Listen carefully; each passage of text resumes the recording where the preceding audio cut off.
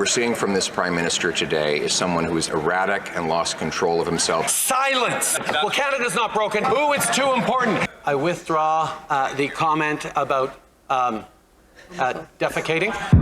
The day has come. Pierre Poilievre has put in his motion of non-confidence in the government yesterday, and today they're voting on that. What you're about to see is Pierre Poilievre absolutely humiliate Justin Trudeau. He keeps bringing up kind of new questions, new facts. He exposing the carbon tax, how it's hurting our country. It makes Justin Trudeau look like an absolute fool, and Trudeau has a full-blown meltdown. He gets heckled by the Conservatives. They may have made a comment about him sharing a tub with Tom Clark in New York, and Trudeau has a full-blown meltdown, goes into a fit.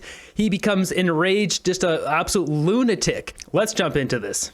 Today, we'll vote to trigger a carbon tax election between the costly carbon tax coalition of NDP Liberals who tax your food, punish your work, double your housing cost, and unleash crime and chaos, or common sense Conservatives who will axe the tax, build the homes, fix the budget, and stop the crime. Why can't we bring it home today?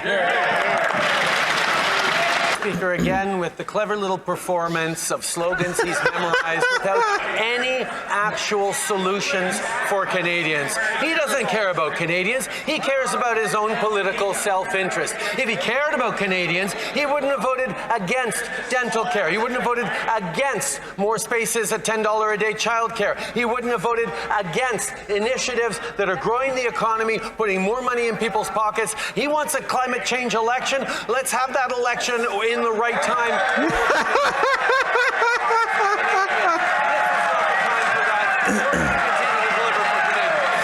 He said this is not the time for that. Comment from the drama teacher here.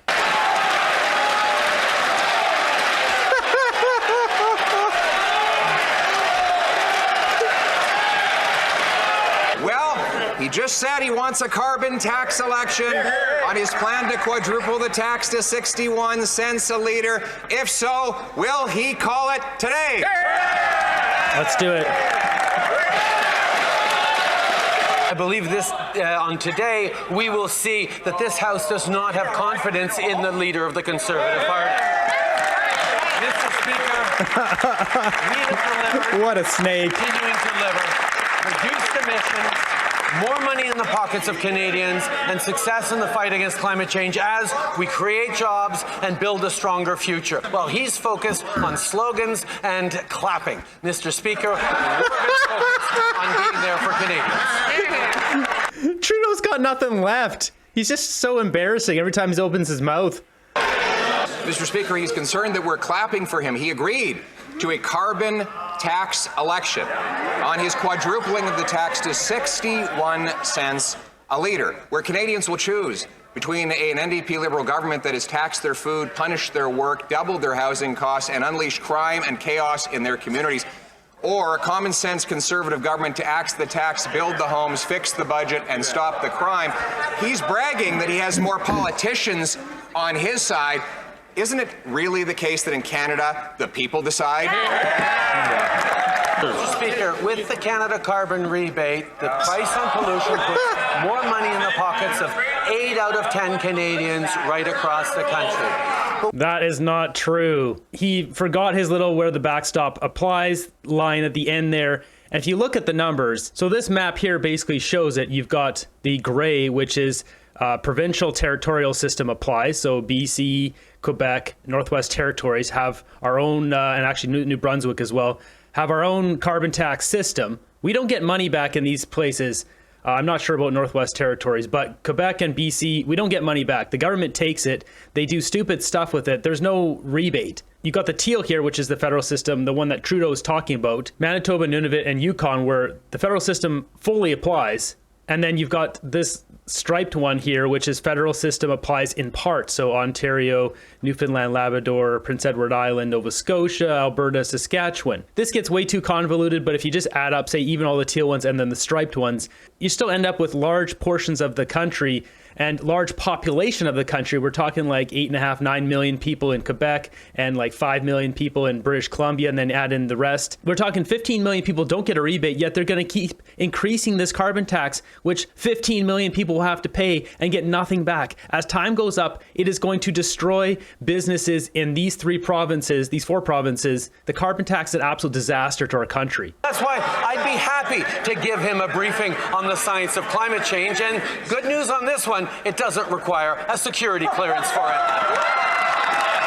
Wow, they're so proud they haven't released the names of the traitors in our government. This is embarrassing. His carbon tax will cost hospitals across this country in heat, in laundry services, in delivering medical equipment. Calculations by the Saskatchewan government show that the carbon tax will cost $175 million, equal to the loss of 1,900 nurses, all to pay the Prime Minister's greedy quadrupling carbon tax. Why won't he get his hands out of the pockets of the provinces and allow our premiers to fund health care?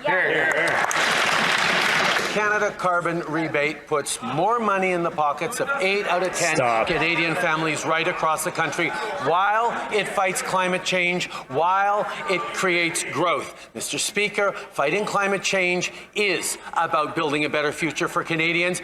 This summer alone, insurers are estimating $7.7 billion in losses are being covered for that.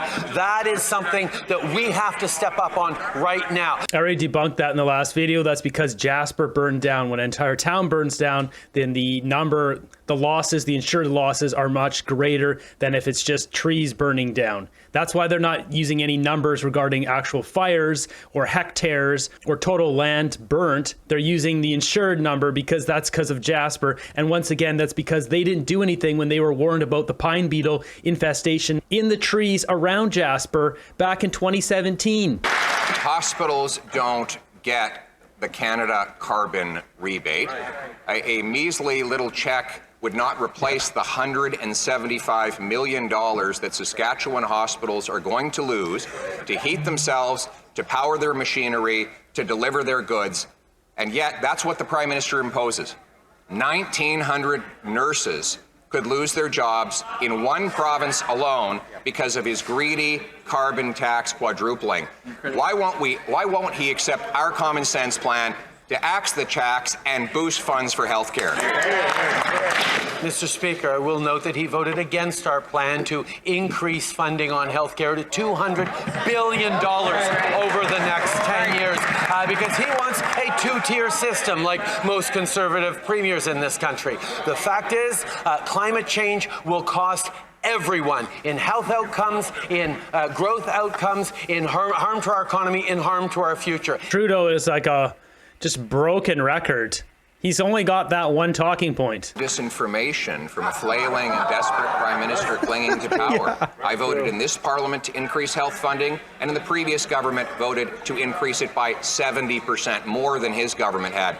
More than that, we did not impose a carbon tax on hospitals. He claims that people are going to get checks. 1,900 nurses could lose their jobs because of the carbon tax in one province alone. A phony rebate check will not make the difference. Now he wants to quadruple the tax to 61 cents a litre. How many nurses are going to lose their jobs while hospitals are stuck paying this quadrupling tax? Mr. Speaker, he refers to the Canada carbon rebate as a phony check. At least he recognizes that it exists, which is new from just a few months ago. The Canada carbon rebate, as defined by Look at these idiots laughing like Gibo. Slimy little garden gnome. They're pushing forward their agenda here, which is destroying lives and destroying our country. Puts more money, 8 out of 10. While we fight climate change, he has no plan for the economy, no plan for the future. Talk about education. The carbon tax will cost Saskatchewan schools $204 million. That's the equivalent of approximately 2,000 teachers losing their jobs, all to pay tax to heat schools in cold Saskatchewan winters. Why is the Prime Minister forcing provinces to cut teachers and education to pay for his greedy quadrupling carbon tax?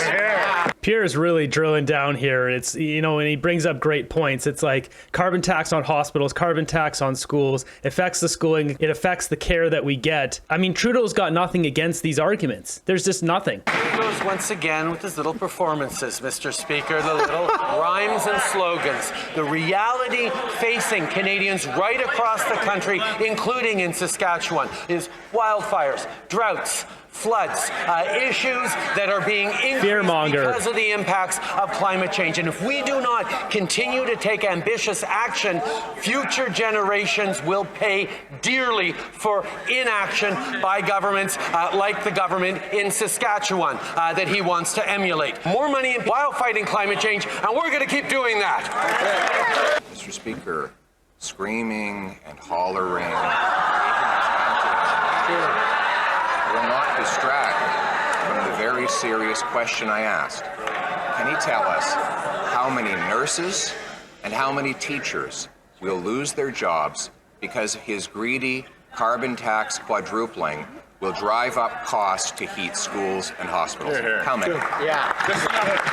Teachers and nurses across the country are terrified of conservative policies that cut programs, that cut services, that cut supports for the most vulnerable, for those who work hard to care for other Canadians, whether it's their opposition to pharmacare, which would be delivering free insulin and free prescription contraceptives, whether it's investing in a school food program going to help 400,000 kids with more food right across the country. That leader has opposed the things that nurses and teachers care most about. So let's not take any lessons from that guy.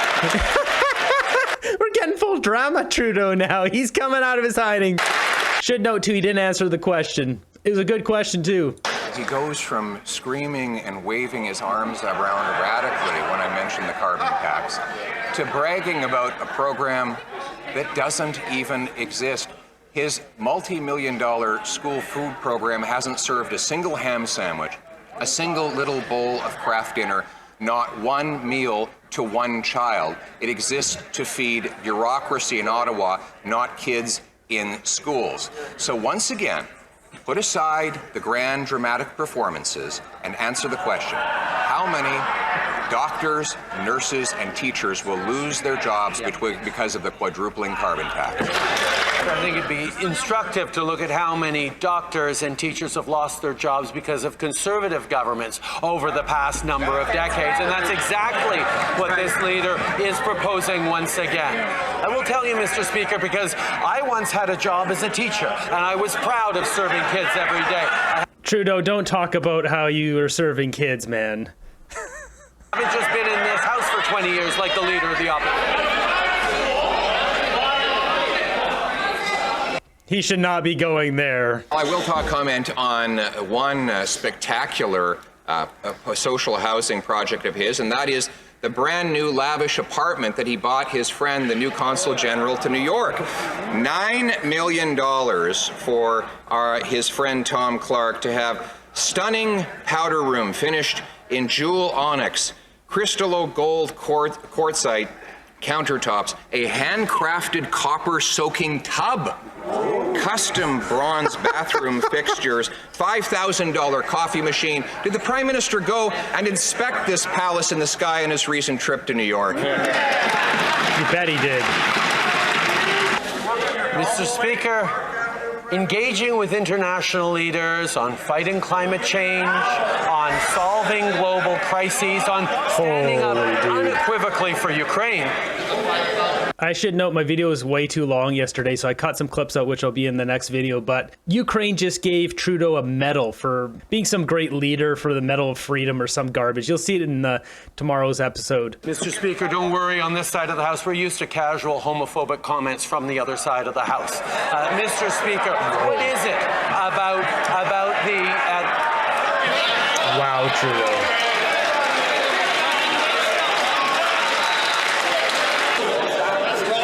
Trudeau's becoming unglued. I heard comments that because it was not on microphone, I chose not to get up. I would ask, nonetheless, that we all treat each other with the presumption of honor and respect. And I'll ask the Prime Minister to please withdraw that comment and to start his comment again. Really? Somebody's getting fired, Fergus. Colleagues, I heard a comment, as I said, which I could not stand up because I did not know who said it. And I'm going to ask the honourable member, please, to withdraw that comment, start his question again, and let us presume the better natures of all members of Parliament here. The Right Honourable Prime Minister from the top. Mr. Speaker, standing up to bullies requires us to call them out on their crap sometimes, and that's what I will do.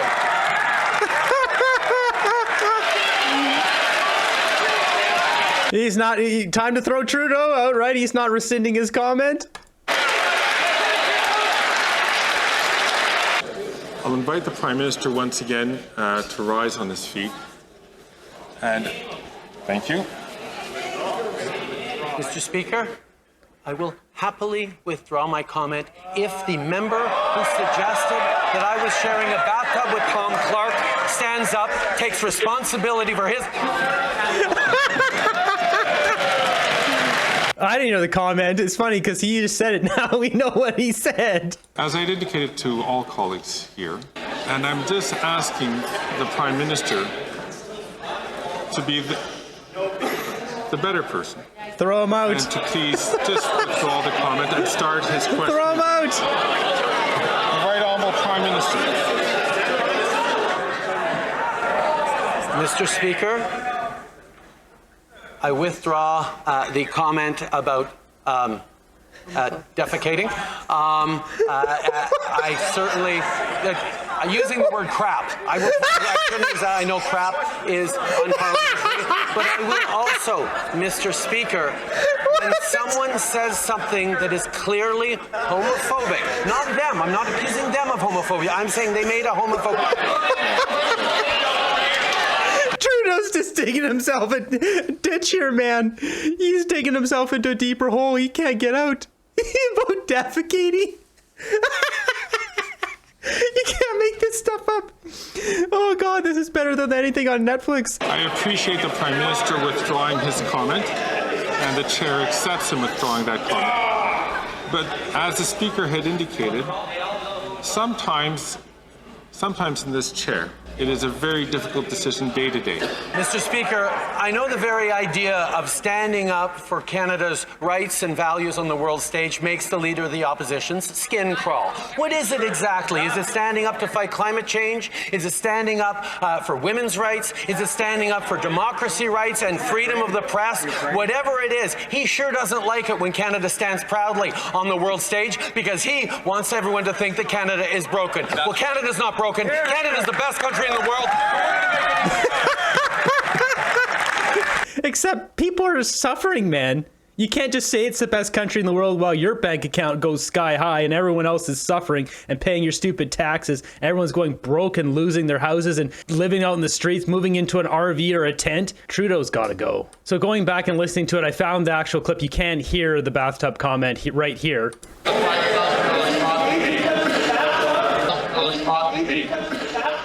The Prime Minister says the way he stands up for Canada is by buying a $9 million mansion in the sky for his crony Tom Clark. Well, he goes on Broadway late night shows to say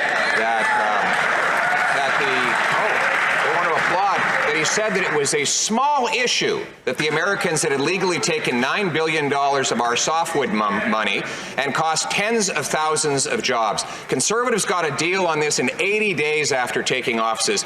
He's had 9 years and 3 presidents. Why does he keep letting the Americans walk all over him?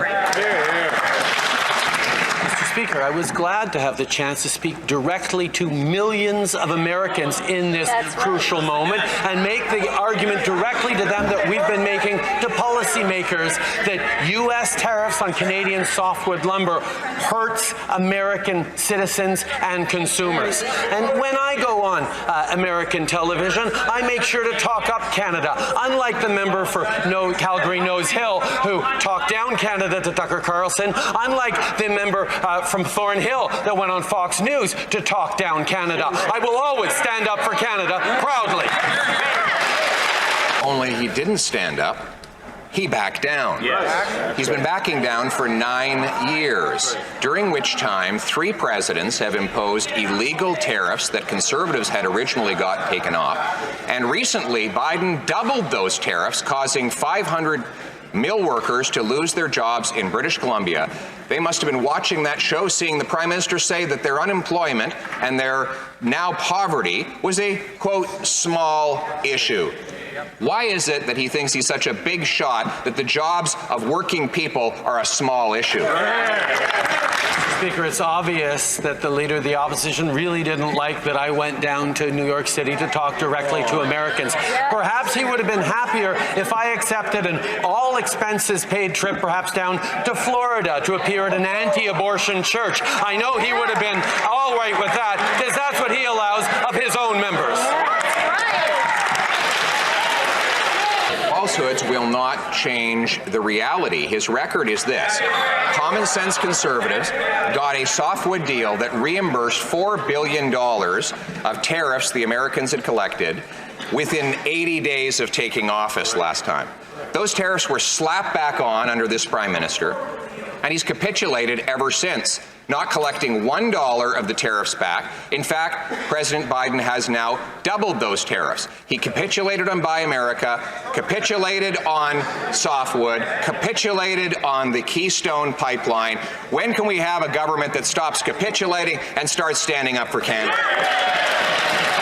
Mr. Speaker, it's the deepest of ironies that during the existential renegotiations of NAFTA, it is the Conservative Party's position that we needed to capitulate to the United States and to Donald Trump. That is not what we did. We stood firm. We protected steelworkers. We protected auto workers. We protected agricultural workers and our dairy farmers. We continue to stand up to Americans while we protect jobs in this country, while they were saying, ooh, it's too important. You need to give in to the United States. We didn't. We stood strong. We came out of that with a win-win right across the board. Trudeau is like completely melting down here. He's having like a nervous breakdown. He's probably having his midlife crisis a little bit late here because he's given everything in his life. He knows he's going to be tossed out of office. The garbage he keeps spewing here is like, dude, you put a carbon tax on our entire country, which hurts every single person who drives a vehicle, eats food, or lives in a house that has heating, aka everyone in this country. So there you have it. He was charging Canadians for his 92,000 kilometers of flight so that he could go around repeating the promises that he's broken nationwide while taxing them. And his plan is to hike that tax to 61 cents a litre. Mr. Speaker, he emitted more carbon than 114 Canadians combined this summer. Why does the Prime Minister drive people into poverty, children into hunger, with promises he breaks and hypocrisy that he cannot reconcile? Well, now Canadians know, Mr. Speaker, in the unfortunate event that that guy ever ends up Prime Minister, he's going to stay at home in his basement on YouTube the whole time instead of meeting with Canadians. There it is, folks. All of us here on YouTube pointing out Trudeau's flaws, exposing his lies. It's clearly getting to him. He doesn't like that there's thousands and thousands, tens of thousands of views every single day pointing out how much of a schmuck Captain Schmuck is here. Speaker, we can resolve that question right now with a carbon tax election.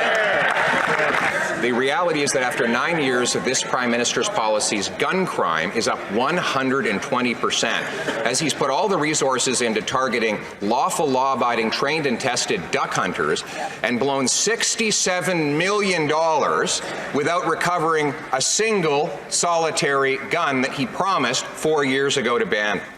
Why won't we let Canadians vote to stop the crime and put the real gun criminals in jail? Every time the leader of the opposition stands up to rhyme off his little show, all his MPs... He's unhinged. Ask the Right Honourable Prime Minister to start from the top, please. Yeah. Mr. Speaker, every time the leader of the opposition gets up on his feet to rhyme off his little show, his party members applaud enthusiastically. But the two times he just stood up to suggest that he is perhaps pro-choice, silence from his team, Mr. Speaker. He cannot protect women's rights from the members of his own caucus, Mr. Speaker. That's not standing up for women. That's not protecting the future. That's not freedom in this country. Well, Trudeau's having a full-blown meltdown here. Like, he's just grasping at straws. This erratic performance today is a Prime Minister who's like a... Can I ask the Honourable Member from Richmond Hill to please stay quiet as the Honourable Member has the floor. The Honourable Leader of the Opposition from the top, please.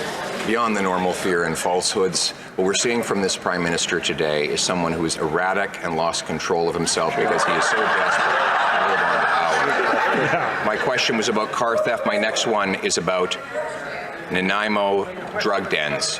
Drug dens which now are funded and authorized by this government through a permit under the Controlled and Substances Act, which was now cracked down upon by police officers for trafficking illegal substances and having 13 weapons. Will the Prime Minister stop giving the permits for these illegal drug dens so that we can stop the crime and bring home safety?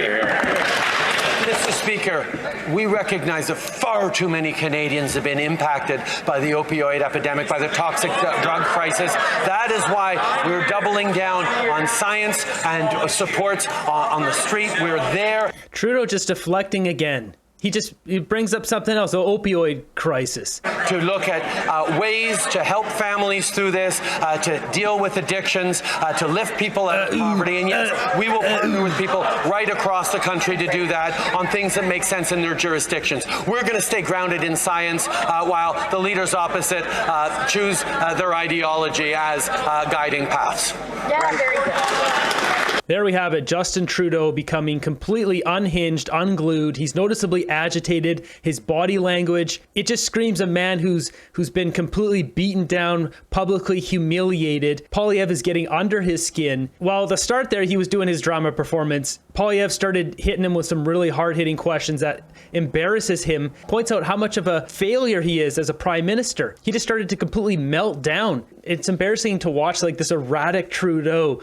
This is supposed to be the leader of our country, a guy who's desperately trying to hold on to power. How many more dirty deals is he going to have to do with the Bloc, with NDP to stay in power? And how many more tricks does this guy have up his sleeve before we throw his butt out on the street?